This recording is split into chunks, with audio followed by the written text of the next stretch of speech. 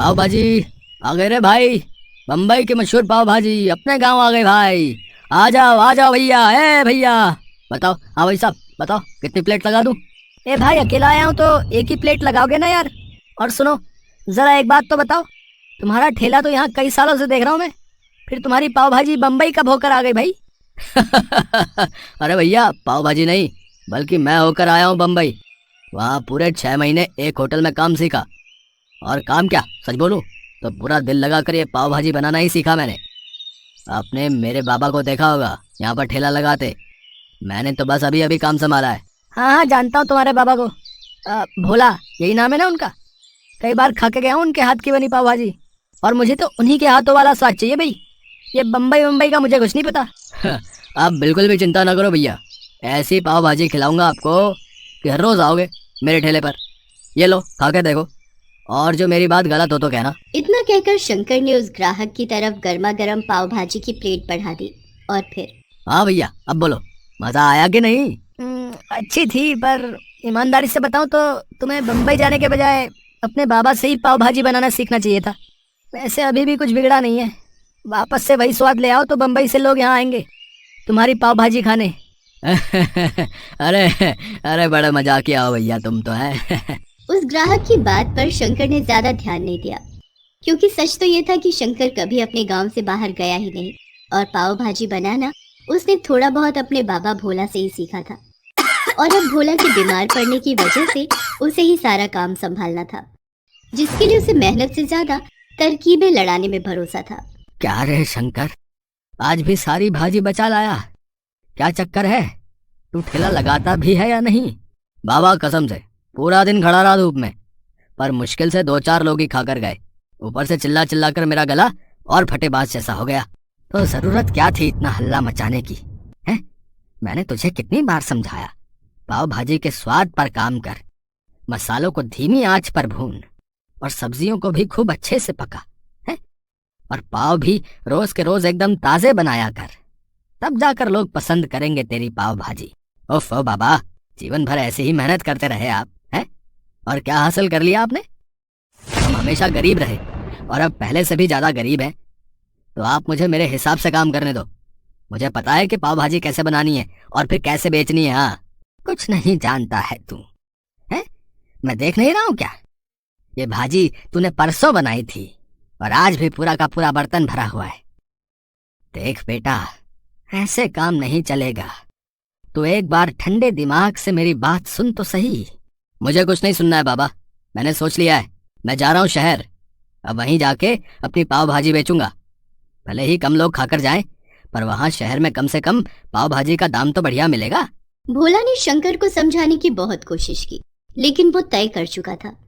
उसने भोला को अपने एक रिश्तेदार के भरोसे छोड़ दिया और खुद शहर जाकर अपना पाव भाजी का ठेला लगाने लगा।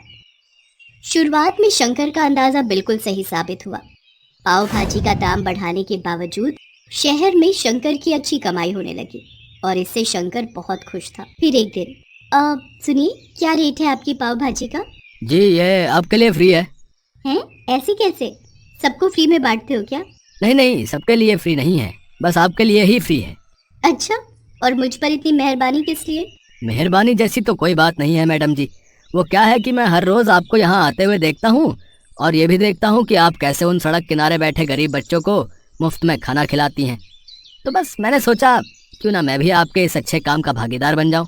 पर आज मैं उन बच्चों के लिए नहीं बल्कि खुद के लिए पाव भाजी लेना चाहती हूँ। बहुत भूख लगी है, तो अब तो बताओ क्या रेट है पाव भाजी का? कोई बात नहीं मैडम जी, आपको पाव भाजी खिलाकर मुझे सच में बहुत खुशी होगी। आप पैसों की चिंता मत कीजिए, बस खाइए और बताइए कि पाव भाजी बनी कैसी है। उस लड़की का नाम राम्या था, जो देखने में जितनी सुंदर थी उतनी ही दयालु और व्यवहार कुशल भी थी। सच तो ये था कि पहली ही नजर में शंकर को राम्या बहुत पसंद आ गई थी। वो उसकी खूबसूरती का कायल हो चुका था। हालांकि वो खुद कभी राम्या से बात करने की हिम्मत नहीं जुटा पाया, लेकिन उस दिन जब राम्या खुद उसके ठेले पर आई तो शंकर ये मौका जाने कैसे देता। उसने राम्या के लिए पाव भाजी की प्लेट बिल्कुल अलग से तैयार की।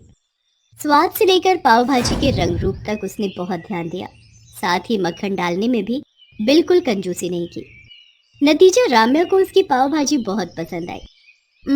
मज़ा आ गया, पाव भाजी बहुत ही बढ़िया है सच में। बट देखो, तुम्हें इसके पैसे तो लेने ही होंगे। प्लीज ये पैसे रख लो। नहीं नहीं मैडम जी, पैसे तो मैं आपसे नहीं लूँगा। हाँ पर एक मदद ज़रूर चाहिए थी आपसे। हाँ तो बताओ ना।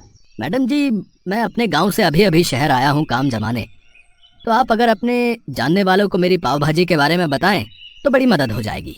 हाँ हाँ, क्यों नहीं, मैं तुम्हारी मदद कर सकती हूँ। मैं आईटी कंपनी में जॉब करती हूँ और इसके अलावा एक संस्था के लिए भी काम करती हूँ, जो हर रोज़ कई सारे गरीब और अनाथ बच्चों के लिए खाने का इंतज़ाम करती है। मैं वहाँ तुम्हारी बात करवा सकती हूँ, तुम्हारी भी अच्छी कमाई हो जाएगी और इस बहाने बच्चे भी तुम्हारी पाव भाजी खाकर खूब खुश हो जाएंगे। शंकर को और क्या चाहिए था। अच्छी कमाई के साथ साथ उसे राम्या का साथ भी मिल रहा था। राम्या बहुत ही मिलनसार और दरियादिल थी। वो बिना किसी स्वार्थ के शंकर की मदद कर रही थी, इस बात से अनजान कि शंकर के मन में उसके लिए क्या चल रहा था। क्या बात है, मैंने शहर आकर सच में बहुत ही अच्छा किया। राम्या मैडम की मदद से कितने सारे ऑर्डर मिल गए पाव भाजी के। अब तो सारा दिन धूप में ठेला लेकर खड़े रहने की भी जरूरत नहीं।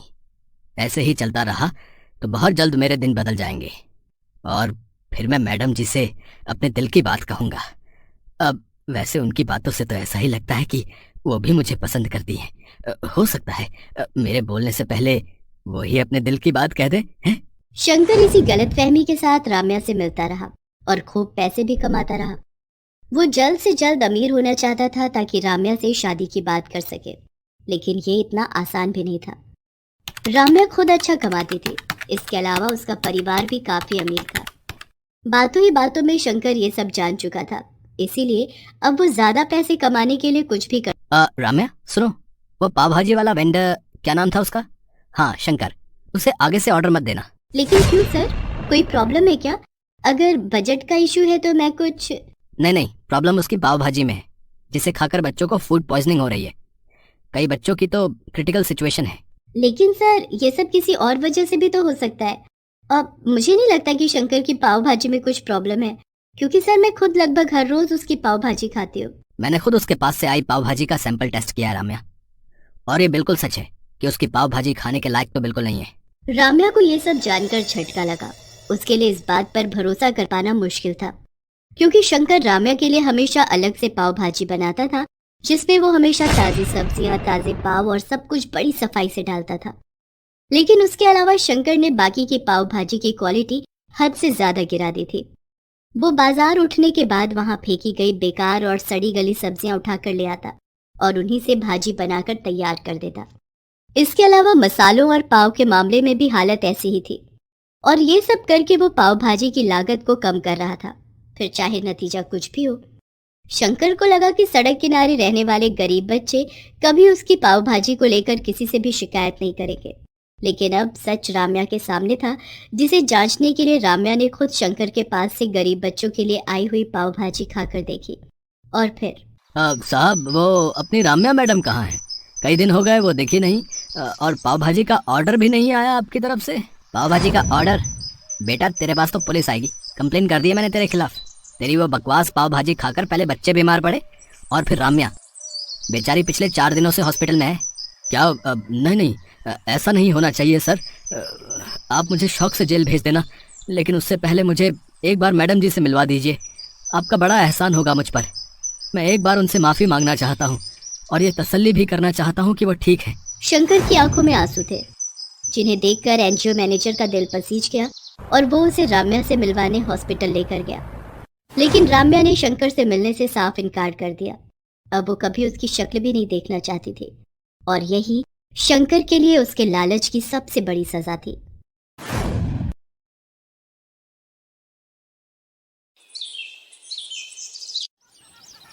अरे भाई, कैसे दिए गोलगप्पे? 50 रुपए की प्लेट है। और एक प्लेट में कितने गोलगप्पे? 6 गोलगप्पे होंगे। और कितने? अरे बाप रे बाप, 50 के 6 गोलगप्पे, इतने महंगे? तभी सोचो तुम्हारी दुकान में भीड़ क्यों नहीं है।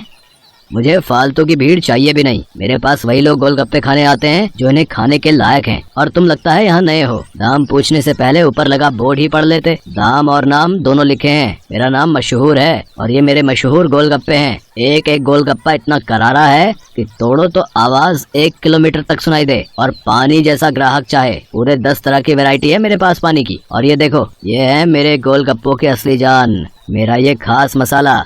हाँ हाँ ये सब तो ठीक है, पर फिर भी 50 रुपए वाकई बहुत ज्यादा है।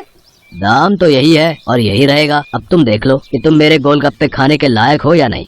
अरे ये क्या बात हुई, तुम ऐसे बात करते हो अपने ग्राहक से? नहीं, ग्राहक से तो नहीं, पर जो फालतू मेरा वक्त बर्बाद करे उससे मैं ऐसे ही पेश आता हूँ। चलो अब आगे बढ़ो और कोई सस्ता गोलगप्पे का ठेला ढूंढो। मशहूर ऐसा ही था। ये बात तो 100% सच थी कि वो गोलगप्पे बहुत ही अच्छे बनाता था, लेकिन इस बात पर उसे घमंड भी बहुत था। मशहूर का मानना था कि उसके पास हुनर और किस्मत दोनों का साथ है, इसीलिए उसे पूरा यकीन था कि उसका काम कभी मंदा पड़ ही नहीं सकता, और वास्तव में ऐसा हो भी रहा था। मशहूर के पास भले ही ग्राहक कम थे, लेकिन उनसे ही वो अच्छा खासा मुनाफा कमा लेता था। फिर कुछ दिनों के बाद, हाँ भाई लाओ जरा गोलगप्पे तो लगाना। अरे तुम फिर से आ गए, रेट कम नहीं होंगे, पहले ही बता रहा हूँ। हाँ हाँ मैं तुमसे कम करने को कह भी नहीं रहा हूँ। ऐसा करो सिर्फ मुझे नहीं, इन सबको भी गोलगप्पे खिलाओ और इन सबके पैसे मैं दूंगा। हैं, पगला गए हो क्या? अब ऐसा करो, पहले पैसे रखो मेरे सामने, फिर बात करना। तुम भी ना बड़े शक्की हो, ये लो, ये रखे तुम्हारे पैसे। इतना कहकर सूरज ने पूरे 2000 रुपए मशहूर के सामने रख दिए। सूरज अपने साथ जिन लोगों को लेकर आया था वो देखने में ही गरीब लग रहे थे। मशहूर ने सभी को गोलगप्पे खिलाए, जिसके पैसे सूरज नहीं दिए। फिर सबके जाने के बाद, क्या बात है भाई, कोई लॉटरी वॉटरी लग गई है क्या? अभी तो नहीं लगी, पर जल्दी लगने वाली है। क्या मतलब, तुम्हें कैसे पता कि लॉटरी लगने वाली है तुम्हारी? क्योंकि निरंजन बाबा ने मुझसे ऐसा कहा है। वो बहुत ही बड़े सिद्ध बाबा है। उन्होंने मुझसे कहा है कि मैं जितने लोगों का पेट भरूंगा वो भी बिना उनसे कुछ लिए मेरी लॉटरी लगने के उतने ही चांसेस बढ़ जाएंगे। तुम भी निरे उल्लू हो भाई, हैं? बाबा जी ने तुम्हें गरीबों को खाना खिलाकर कुछ भला काम करने को कहा होगा। जितने पैसे तुमने मेरे गोलगप्पे खिलाने में खर्च किए उतने में तो तुम पूरा भंडारा कर सकते थे। मैं जानता हूँ, पर मुझे इन लोगों को कुछ ऐसा खिलाना था जो इनके बस के बाहर हो। खाना तो कोई ना कोई इन्हें खिलाई देता होगा, पर तुम्हारे गोलगप्पे वो इनके नसीब में कहाँ से आते? और बाबा जी ने मुझसे यही तो कहा था कि जाकर किसी का नसीब बदलो, तो मैंने बदल दिया। अब देखना मेरी लॉटरी जरूर लग जाएगी। मशहूर और सूरज बात कर ही रहे थे कि तभी सूरज का फोन बजने लगा। हेलो, हाँ भाई, क्या क्या तू सच बोल रहा है? सच में? वाह वाह वाह भाई, मजा आ गया भाई, मजा आ गया।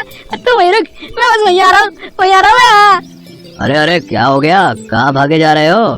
मेरी लॉटरी लग गई भाई, वो भी पूरे 10 लाख की। शुक्रिया भाई, शुक्रिया यार, बहुत शुक्रिया यार। सच में तुम्हारे गोलगप्पों की वजह से ये सब हो पाया। अच्छा अब मैं चलता हूँ, मैं फिर आऊंगा और अगली बार और ज्यादा लोगों को लेकर आऊंगा। तुम तैयार है ना? इतना कहकर सूरज वहाँ से चला गया, लेकिन मशहूर को सोचने पर मजबूर कर गया। मेरे गोलगप्पे ऐसा भी कर सकते हैं, मुझे तो पता ही नहीं था। अगर मुफ्त में मेरे गोलगप्पे खिलाकर इस लड़के की किस्मत खुल सकती है तो फिर मेरी क्यों नहीं? हाँ, अब से मैं भी लोगों के नसीब बदलूंगा। अब वो नहीं, बल्कि मैं खुद अपने गोलगप्पे लोगों को फ्री में खिलाऊंगा। अगले दिन मशहूर ने सबसे पहले अपने लिए एक लॉटरी का टिकट खरीदा और फिर उसके हाव भाव बिल्कुल ही बदल गए। साथ ही उसकी दुकान का बोर्ड भी अब गोलगप्पों की कीमत की जगह पर लिखा था बिल्कुल फ्री। मतलब वो सच में अब लोगों को मुफ्त में गोलगप्पे खिला रहा था। साहब, कभी सपने में भी नहीं सोचा था कि आपकी दुकान में खड़े होकर गोलगप्पे खा सकूंगा। भगवान आपका भला करे, आपकी खूब तरक्की हो, आप जो चाहो वो सब आपको मिले। मैं भगवान से यही प्रार्थना करूंगा। मशहूर को पहली बार किसी ने ऐसा कुछ कहा था। मशहूर को बहुत अच्छा लगा, लेकिन अब भी मशहूर के दिमाग में उसका खुद का फायदा पहले था। उस दिन अपने बनाए हुए सारे गोलगप्पे मुफ्त में खिलाने के बाद वो फौरन लॉटरी ऑफिस पहुंचा। मशहूर चंद, हाँ मुबारक हो, आपको इनाम मिला है पूरे 10,000 का। क्या सिर्फ 10,000? और पहला इनाम तो 10 लाख का था। हाँ तो वो पहला इनाम भी तो है। आपकी किस्मत इतनी भी अच्छी नहीं है, शुक्र मनाइए कि 10,000 तो मिले। मशहूर इनाम के 10,000 लेकर अपने घर वापस आ गया। वो उदास था और नाराज भी। क्या हुआ जी, लॉटरी लगी क्या? लगी भी और नहीं भी, ये देखो 10,000 मिले हैं। अरे वाह, तो फिर आप उदास क्यों? आपको तो खुश होना चाहिए ना। अरे पर 10,000 से क्या होता है, इतने में तो 4-5 दिनों में अपनी दुकान से ही कमा लेता हूँ। उस लड़के को तो पहला इनाम मिला था, वो भी पूरे 10 लाख का, और उसने तो इतने कम गोलगप्पे खिलाए थे। मैंने तो अपने सारे गोलगप्पे मुफ्त में खिला दिए, फिर भी मुझे क्या मिला और उससे क्या मिला? ओफो, ये सब क्यों सोच रहे हो आप? आपने जितने भी गोलगप्पे मुफ्त में खिलाए उनकी लागत तो निकल गई ना, बोलो। हाँ, उससे तो ज्यादा ही हैं ये पैसे। तो फिर आपको नुकसान थोड़ी ही हुआ है जो ऐसे मुंह लटका कर बैठे हो। 4-5 दिनों में जितना कमा पाते वो एक ही दिन में मिल गया, ये कम है क्या? मशहूर को अपनी पत्नी मोहिनी की बात ठीक लगी और उसने अपना इरादा और पक्का कर लिया। उसने आगे भी लोगों को फ्री गोलगप्पे खिलाना जारी रखा और हर रोज लॉटरी का टिकट खरीदना भी, कभी कम तो कभी ज्यादा। लेकिन हर रोज मशहूर का कुछ न कुछ इनाम जरूर निकलता था, जिससे मशहूर का हौसला और भी मजबूत होने लगा। इसके साथ ही मशहूर को अब ये सब करने में बहुत खुशी भी मिल रही थी। हर रोज लोगों के मुस्कुराते चेहरे उसकी दुकान से लौटते थे।